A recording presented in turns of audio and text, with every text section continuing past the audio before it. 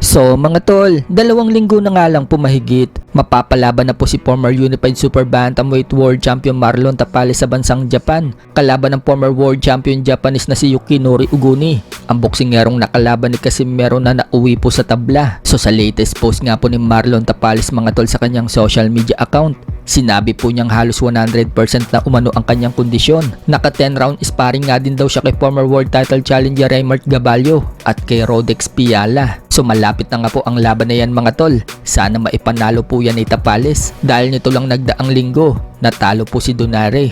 Laglag na po ang isa nating pambato. So may natitira pa pong 6 na lalabang ngayong taon na ito. Yan nga po ay sina Marlon Tapales ngayong April 3, Pedro Taduran na mapapalaban naman po sa April 4, Mark Magsayo sa April 5, General Casimero sa April 18, Melvin Jerusalem sa May 16 at Manny Pacquiao sa September 19. Sa kabilang banda naman mga tol, pinakita po ni Naoya Inoue ang picture ng sparring niya. Makikita mga tol na matatangkad po ang kinuha niyang sparring partner at puro kaliwete. Paghahanda po niya yan sa matangkad at southpaw niyang kalaban na si Junto Nakatani. Habang si Junto Nakatani naman mga tol, lumipad na pa Amerika at doon niya ipagpapatuloy ang kanyang training. Wika ni Nakatani, gusto daw niya i-improve ang perfection at piliin kung ano daw yung dapat gawin at hindi dapat gawin na movements. Magiging intense nga daw ang kanyang paghahanda at magpo-focus daw talaga siya ng gusto. Naniniwala nga din po si Nakatani sa sarili niya at sa kanyang kakayanan. Kumpiyansa po si Nakatani na siya na ang boksingerong babayad sa record ni Inoue. So sa May 2 na po ang laban na yan mga tol sa Tokyo Dome sa Japan.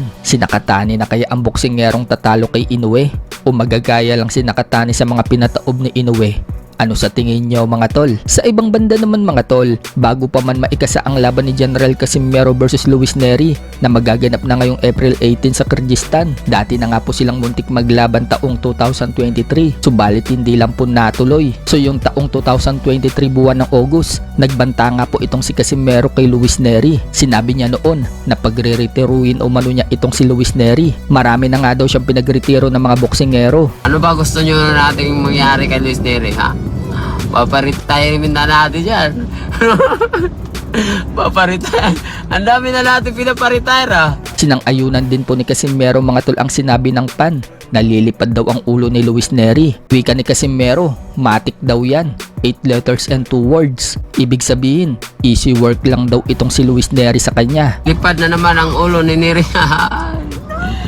Matik yat, 8 letters 2 words lang yan guys. Dagdag pa ni Casimero, sa tingin din daw niya, mag-iinsayo daw na mabuti itong si Luis Neri. Alam daw kasi ni Luis Neri ang kakayanan niya na si Cuadro Alas ay hindi daw basta-bastang boxer. Nakasabayan na daw kasi niya itong si Luis Neri mga tol sa training dati.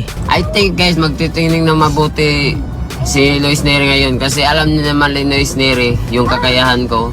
Kasi alam niya na si Cuadro Alas hindi basta-basta na boxer.